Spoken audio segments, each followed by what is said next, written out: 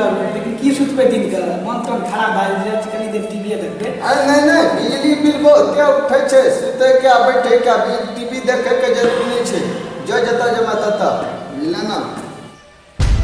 ये बुढ़बा हमरा टीवी न देखा देते, ए बुढ़बा के त तेहन उपाय करबे कि एकर पुरखा देखा देते। हौ चल फेर त टीवी नहीं देखबे, लेकिन एगो बात बुझै छ अपना घर में तो 6 आदमी छिए। से त छिए बुआ 6 गो। एगो तू छ, एगो दादी छे, एगो मम्मी छे, एगो पापा छे, एगो हम छिए आ एगो दर दुनिया में एगो बहिन है। बहिन छे 6 गो। अपना के 7 गो रखैया आदमी बाबा हो। आ 7 गो एगो माल जाल पोस देबै त 7 गो नहीं है भी।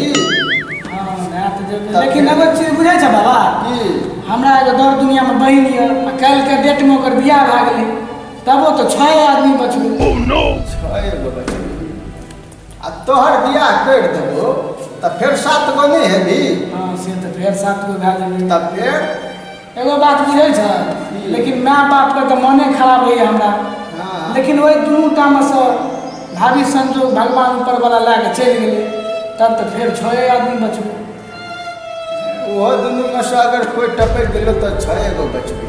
हाँ 6 गो बचबे। आ तोरा जब बियाह करबो तो धिया पुता नहीं हेता तो फिर 7 गो भए जेबे ना। तो फिर खुदा ने खास्ता भगवान से हम प्रार्थना करे छे किनसे तू मर गेला तब तो 6 आदमी बचबे।